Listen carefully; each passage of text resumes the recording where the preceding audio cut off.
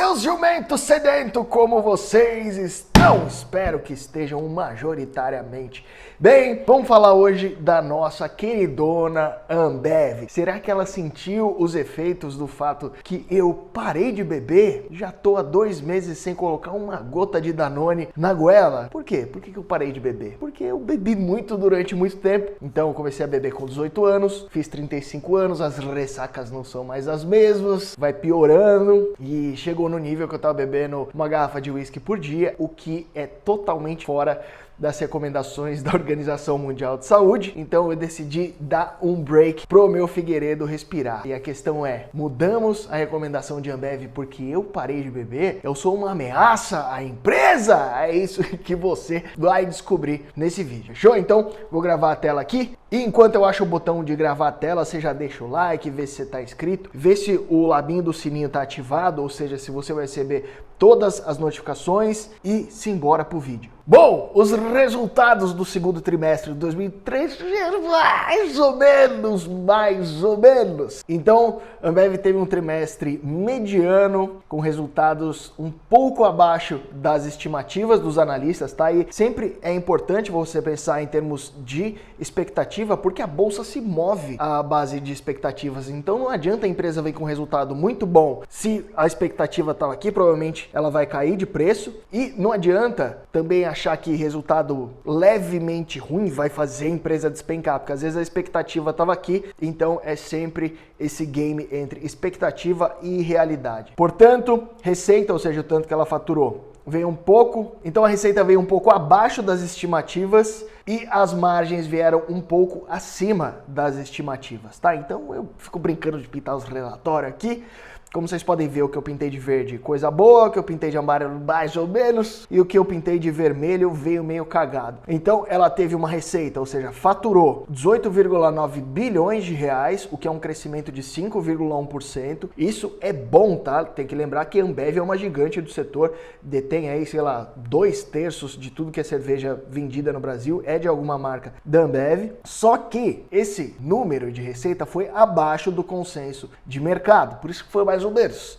E o EBITDA, que é o lucro operacional da empresa, foi de 5,3 bilhões, o que é uma queda de 4,7% em relação ao ano anterior, porém acima das expectativas. Portanto, tudo mais ou menos. Segmento de cerveja Brasil, que aqui foi onde tivemos o maior impacto de eu ter parado de beber. Como que a Ambev saiu dessa enrascada? Ela saiu dessa enrascada aumentando a receita, ou seja, o quanto que ela fatura, por hectolitro, ou seja, cada 100 litros que ela vende de cerveja, ela conseguiu cobrar mais dessa cerveja, por causa do mix de marcas. Então, muita gente ficava, oh meu Deus, a Heineken vai desbancar a Ambev já era, porque as pessoas tendem a associar a Ambev com Brahma, com Skol, e na verdade, Stella é da Ambev, Coronita é da Ambev, então essas cervejas que tem um preço maior e margens maiores, fazem parte do portfólio da Ambev e fazem aumentar a receita por hectolitro. E aí a gente tem alguns números negativos, como por exemplo a operação NAB no Brasil. NAB não é de NABA, NAB é de Non-Alcoholic Beverages, que apresentou um crescimento mais fraco com relação ao trimestre anterior e a margem EBITDA recuou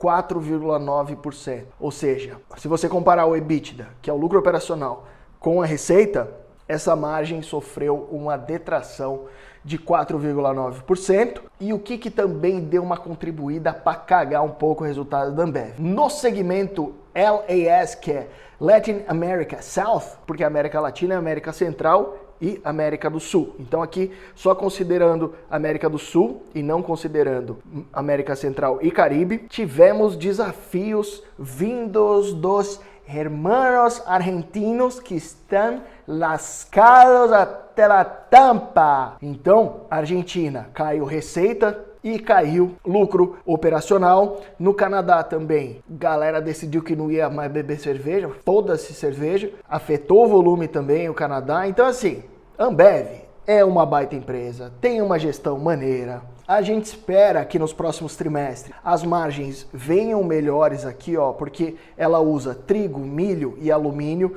e essas commodities já estão vendo os preços em queda, então tudo que ela usa de insumo ali, tanto para fazer a latinha quanto para fazer a cerveja que vai dentro da latinha, por exemplo, devem cair, então isso aumenta as margens, mas o top line, a expectativa de receita, a gente não vê uma possibilidade de crescimento relevante para a receita, porque como eu disse, a Ambev meio que já domina os mercados em que atua. E na hora de fazer o valuation, ou seja, na hora de atribuir o valor justo para a empresa, a gente acredita que esse potencial de valorização para a Ambev, que está na casa de 23%, não justifica. É melhor você buscar um outro setor, uma outra empresa, caso você queira investir em Ambev. Então, nossa recomendação, deixa eu pintar aqui, é de amarelo, que eu adoro pintar. Comenta aí também se você pinta como eu pinto. Olha isso aqui, é muito rápido. Então, a gente está com a recomendação neutra para a Ambev, porque esse upside a gente não acha que justifica você entrar em Ambev agora. Então, se você tem Ambev em carteira, como eu tenho,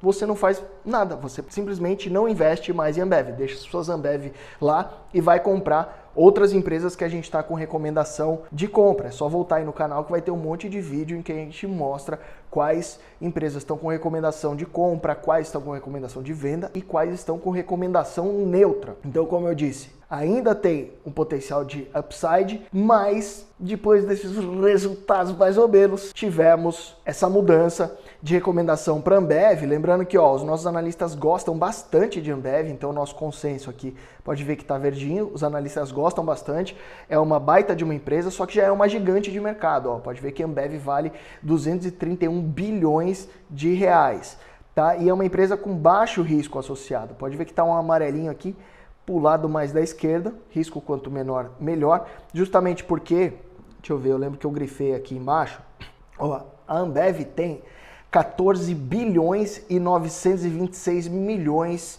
de reais em caixa, sendo que ela tem uma dívida de só 3,8 bi. Então, tem 15 bilhões em caixa e 3,8 bilhões só de dívida e ela paga uns dividendos marromeno aí na casa de 5,25%, isso os números do fechamento de 2022. Então, assim, tem Ambev em carteira, assim como eu tenho baita orgulho de Ambev, legal, mantém. Não tem Ambev em carteira, vai buscar outra oportunidade em bolsa de valor. Show? Por esse vídeo é isso. Mande esse vídeo para quem você não gosta. Um beijo em meus corações e bora ganhar uns de... Fui!